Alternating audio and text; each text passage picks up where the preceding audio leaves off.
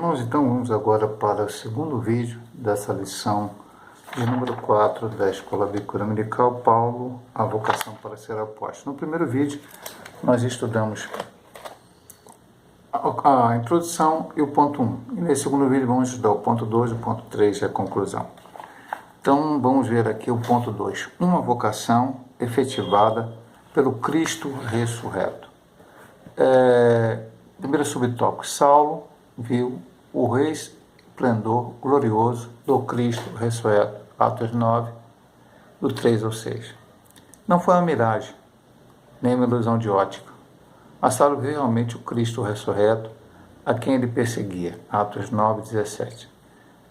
Essa visão gloriosa ofuscou o seu orgulho ante as autoridades judaicas e foi definitiva para a vida daquele que mais tarde seria um embaixador de Cristo entre os gentios. Então, como estudamos, gente, na sessão passada, ele perseguia a igreja, zeloso pela Torá, pela lei judaica, perseguia a igreja. E agora ele tem uma visão do Cristo que ele perseguia. E veja bem, meu amado irmão, ele diz aqui, não miragem e nem ilusão de ótica. Aqueles que desacreditam na Bíblia. Tem muita gente desacreditando na Bíblia. A Bíblia é um livro de fábulas. O Mar Vermelho não abriu, o Jordão não abriu, o Sol e a Lua não pararam, e muitas outras coisas, inclusive alguns que se dizem até cristãos começam a negar. Isso aqui foi uma ilusão de ótica. Ele pensou que estava vendo alguma coisa, não estava vendo. Não. Ele viu ao Senhor Jesus. O Senhor Jesus apareceu diretamente a ele e disse: Saulo, Saulo, por que me persegues? Ele disse: quem és, Senhor? Ele disse: eu sou Jesus a quem tu persegues. Deu toda a orientação a ele. Ele cumpriu as orientações que o Senhor Jesus disse a ele. Entrou em Damasco, ali esperou, jejuou, buscou a presença do Senhor, até que Deus enviou Ananias. E ali, como estudamos no ponto anterior, ele teve a sua vista recuperada, passou pelas águas batismais e foi cheio do Espírito Santo. E ali começou a sua trajetória para o apostolado. Pastor, ali ele começou a ser apóstolo? Não, nós vamos ver aqui, estudar, principalmente no ponto 3, qual foi a sua trajetória até que Deus concretizasse na sua vida isto. E ele diz: esta visão gloriosa ofuscou o seu orgulho ante as autoridades judaicas. Ele tinha orgulho de ser quem ele era. Depois ele entendeu que aquilo não era tão importante. O importante era servir ao Senhor. Uma vocação inevitável para o apostolado dos gentios. Deus escolheu Saulo de antemão para fazer conhecer a sua vontade. Atos 22, 14. Qual era a vontade dele para Saulo? Torná-lo um embaixador de Cristo, um pregador do Evangelho. 19, 20, nós vemos aqui, logo nas sinagogas pregava Jesus, que este era o Filho de Deus. Não por acaso, as várias cartas do apóstolo às igrejas plantadas por ele eram assim identificadas. Paulo, após Jesus Cristo, pela vontade de Deus. Nós vimos isso na leitura bíblica semanal, né? Semana passada, que ele citou várias dessas cartas assim. O apóstolo não foi ordenado em Jerusalém, nem por uma comissão de apóstolos formada por Pedro, João e Tiago, ou por outros apóstolos de Cristo. O que prevaleceu foi a declaração de Jesus para Ananias, discípulo fiel de Cristo, em Damasco. Vá, porque este é para mim um instrumento escolhido para levar o meu nome diante dos gentios e reis, bem como diante dos filhos de Israel. Ananias, com autoridade delegada pelo próprio Senhor Jesus, numa visão, foi ao encontro de Saulo, à rua chamada direita, e lá chegando, impôs as mãos sobre Saulo. Não que seja errado, seja contrário à Bíblia, pessoas, homens de Deus, uma liderança cristã, orar, jejuar, buscar a presença do Senhor, conversar com os candidatos, com as pessoas possíveis, que se vê uma chamada na vida delas, para então os outorgar, os consagrar, para que se façam aquilo que Deus os tem chamado. No caso de Saulo não foi isso, não foi Pedro, Tiago, João, por exemplo, os principais apóstolos, que foram ali para ordenar a ele, ou não foi uma comissão, não foi nada disso. Primeiro Ananias o chamou lá. O que vemos adiante é que quando chega lá na frente, depois da sua preparação, e a ponto 3 vai falar sobre isso, o Senhor lá em Antioquia diz: separai-me a Saulo e a Barnabé para a obra que os tenho chamado. E a obra era pregar, fazer missões, pregar a toda criatura. Então ali ele começou aquilo que o Senhor tinha falado através de Ananias. Olha, você vai ser um vaso escolhido para pregar a palavra de Deus aos povos. Então, ele foi usado por Deus. Uma vocação inevitável para o apostolado dos gentios. Como falamos no ponto 1, Deus tem uma presciência, Ele sabe das coisas antecipadamente.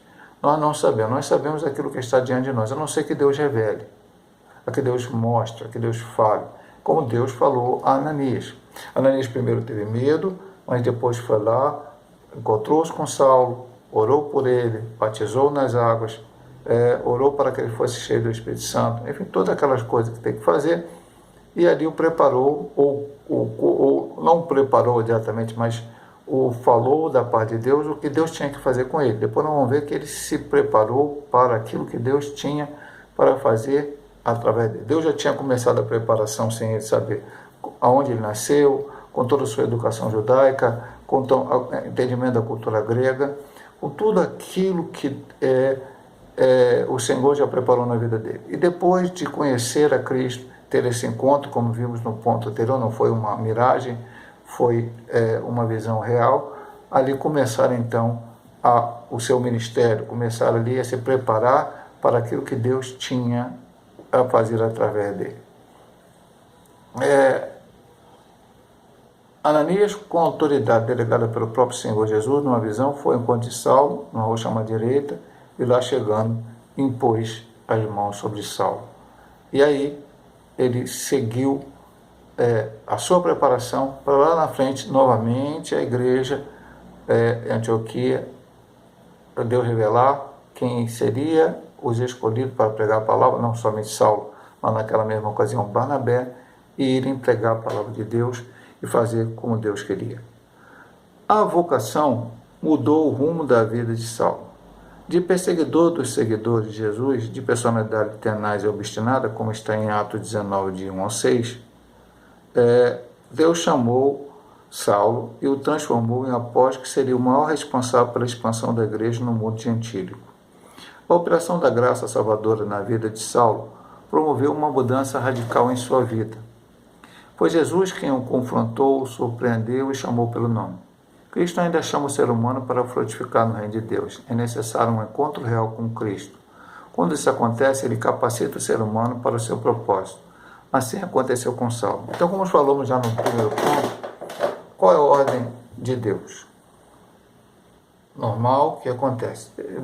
Alguns raros exemplos, como falamos do pessoal do Cornélio, que foi batizado com o Espírito Santo antes de ser batizado nas águas, mas o normal é a pessoa ter um encontro com Cristo. O Senhor pode aparecer novamente alguém? Pode. Como apareceu a Saulo? Pode. O Senhor faz da maneira que Ele quer, nós não podemos dizer o que Deus pode fazer, o que Deus não pode fazer. O Senhor, mas normalmente, quem Deus usa? As pessoas. Não precisa ser o pregador, o pastor, alguém que leve a outro a Cristo, que evangelize. Há pessoas evangelizando nos presídios, há pessoas evangelizando nas delegacias, há pessoas evangelizando nas favelas, nas comunidades. Então, em vários lugares, há pessoas como missionários em lugares onde o evangelho ainda praticamente não entrou. Enfim, pessoas que vão pregar. A pessoa aceita Cristo, então ela é orientada, doutrinada, passa pelo batismo nas águas, começa a buscar o batismo com o Espírito Santo, recebe o batismo com o Espírito Santo. Todos vão receber, pastor? Não, nem todos são batizados com o Espírito Santo, mas ele está derramado sobre toda a carne. E busca na direção de Deus qual é o chamado que Deus tem para a sua vida. E aí se prepara. Pastor, o preparo mais importante o intelectual. O intelectual também é importante. Você vai ser um missionário transcultural e não adianta chegar lá querendo falar, por exemplo, você mora no Brasil, o português, as pessoas querem que você fale na sua própria língua. A não ser que você for missionário em alguns países em que se fala a língua portuguesa. Macau, na China, fala português, alguns países, Moçambique, Angola, Cabo Verde, na África falam português, mas em outros países ou se fala castelhano, ou fala inglês, ou qualquer outra língua. Então tem que se preparar para isso. Mas especialmente o preparo espiritual, a ação de Deus, a convicção da chamada, para que possa pregar a palavra de Deus. E aqueles que vão pregar aqui dentro do Brasil, essa chamada, o entendimento comigo, a leitura bíblica, a comunhão com Deus, para que nós possamos ter, como Saulo teve, o centro da sua pregação era Jesus. Saulo não pregava filosofia grega, não pregava predominância romana, não pregava farisaísmo judaico, mas ele pregava Jesus, que era aquele que era o assunto do seu evangelho. Vamos agora para o ponto 3, que é a vocação de Paulo e o aprendizado no deserto. Porque, como dissemos, que esse ponto é muito importante. A ida para o deserto. O ministério de Paulo precisava de uma preparação austera, silenciosa, de comunhão com Deus e de reflexão. Em vez de ir a Jerusalém para aprender com os apóstolos, ele afastou-se dos judeus nas sinagogas, onde posteriormente passou a apresentar Cristo. Paulo tomou o caminho da Arábia, o sudeste de Damasco, e sob o domínio do rei Aretas, Gálatas 1, 17, 18, conforme 2 Coríntios 11, 32, o apóstolo preferiu viver em lugar na região desértica da Arábia, onde habitavam alguns grupos nômades e ele era totalmente desconhecido. Pastor, se ele tivesse ido para Jerusalém aprender com os apóstolos, ele estava errado? Não, ele estaria ali e aprenderia também. Mas Deus direcionou ele ao deserto de Arábia, e ali ele ficou por um tempo. Pastor, aí vem aquelas pessoas que começam a inventar coisa na Bíblia, contemplativa, povos nômades, tudo bem, nós estamos na contra-autorização, realmente ali habitavam povos nômades, mas ele não foi ali para aprender com pessoas de seitas, de outras coisas, não, de coisas sobrenaturais, não, ele foi ali para buscar o seu entendimento pelo que ele conhecia do judaísmo, o que o judaísmo contava para Cristo, e isso ele poderia depois, se preparando na Escritura, pregar a palavra de Deus. Há um texto, meu amado irmão, vou ver aqui se eu consigo achar, veio na minha mente agora, então é um texto que você tem que até que dar uma procurada, né? Para achar. Está aqui, achei. Atos 18. Presta bem atenção. Eu vou só ler o 27 e 28 para não tomar muito tempo, porque tem outros pontos para ler. Querendo ele passar cá, essa é a história de Apolo, não é de Paulo, tá? Querendo ele passar cá, eu animaram os irmãos e escreveram aos discípulos que o recebessem, o qual, tendo chegado, aproveitou muito aos que pela graça criam. Porque com grande veemência convencia publicamente os judeus, mostrando pelas Escrituras que Jesus era o Cristo. Então, foi isso que Saulo foi buscar também. Entender pela Escritura e conseguir provar pela Escritura que Jesus era o Cristo. Os judeus acreditavam que Jesus era apenas um profeta, ou alguém que apareceu, ou até um impostor. Alguns eram tão radicais como Saulo, achavam que todos os seguidores de Cristo teriam que morrer, e agora ele tinha que provar àquelas pessoas que antes apoiavam ele, que Jesus era o Messias. Ele tinha que entender na Bíblia. E a gente entende, pela restante da Bíblia, não vou ver aí na sequência do ponto 3, que o próprio Senhor apareceu a ele. Quando lemos no dia da ceia, 1 Coríntios, capítulo 11, diz assim: eu recebi do Senhor como vos ensinei. Que na noite que o Senhor morreu, partiu o pão e tal. Como ele recebeu do Senhor, se ele nunca esteve com Jesus diretamente? Foi revelações. Então, foi uma preparação naquela parte desértica da Arábia para poder melhor pregar este evangelho. Agora vamos ver lições do deserto. O apóstolo sabia que precisava aprofundar o seu conhecimento acerca de Jesus Cristo pelo seu caminho, pois seu caminho seria de confrontos com dúvidas, oposição e rejeição. Então foi para o deserto da Arábia e ficou 3 anos aproximadamente entre a sua conversão e o seu retorno a Jerusalém. Gálatas 1, 17 e 18. Esse período serviu para Paulo reavaliar a si mesmo diante de Deus, suas crenças, convicções judaicas, confrontando com a revelação da graça de Deus em Cristo Jesus. Assim, Paulo se preparou para explicar a sua vocação aos líderes da igreja em Jerusalém. Como deve ser também, o pastor falou ainda há pouco, repetiu, disse de novo, que começa com a conversão, depois batismo nas águas, batismo com o Espírito Santo. E Deus tem uma vocação. Deus pode dar, como Saulo, a vocação na hora que ele se converteu. Você vai ser um pregador aos gentios. Deus pode te mostrar isso mais tarde. Mas quando Deus revelar a você qual o propósito que você tem, você será um pastor. Eu quero você para pastorear ovelhas. Você tem que se preparar para isso. Nem todo mundo vai conseguir fazer um seminário, conhecer teologia a fundo, mas há a preparação de um conhecimento bíblico, de uma leitura bíblica, de uma meditação na palavra, de uma vida de oração, de uma comunhão com Deus, e que todos os crentes devem ter, mas de uma melhor preparação, da melhor maneira possível. Deus te chamou para louvar ao Senhor, para ser alguém que prega através do louvor. Então também se preparar, tudo o que Deus te chamou para fazer. Saulo foi se preparar, meu amado irmão. Hoje, infelizmente, a gente tem que dizer, parece que só ficamos criticando ou falando algumas coisas, mas há pessoas que não querem se preparar para fazer a obra de Deus. Nós já pregamos várias vezes, ensinamos e falamos aqui. Moisés se preparou durante 80 anos para trabalhar 40. Trabalhar para Deus. Durante esses 80 anos ele fez muitas coisas, mas ainda não era. Ele, mesmo não sabendo, não entendendo, porque a chamada de Deus para ele, para tirar o povo do Egito, se deu quando ele tinha 80 anos de idade. Ele estava trabalhando, cuidando das ovelhas de seu sogro ali, e antes, no palácio de Faraó, Deus estava preparando ele. Deus preparou Saulo antes até que ele entendesse. Mas com tudo aquilo que antes para ele era tão importante, agora o Senhor queria usar ele através daquilo que Deus tinha preparado para ele. Mas ele tinha que entender melhor isso. Ele tinha que compreender melhor isso. Como diz aqui o texto, agora a sua vida seria de confronto com dúvidas, oposição e rejeição. Certamente, algumas dúvidas poderiam vir ao seu coração, como pode vir a qualquer de um de nós. E é onde nós vamos tirar a nossa dúvida, é com o Espírito Santo de Deus, com a sua palavra. Oposição e rejeição, leia 1 Coríntios capítulo 11, você vai ver o que aconteceu. Este é o relato do final da sua vida. Quantas coisas aconteceu com aquele homem contrárias. Então, veja bem, meu irmão, que ele tinha que se preparar para que ali pudesse fazer. Como qualquer coisa secular, você se preparar. Eu quero ser um médico, eu vou estudar medicina, fazer outros estágios que tem que ser feito, né? Residência, aquela coisa toda.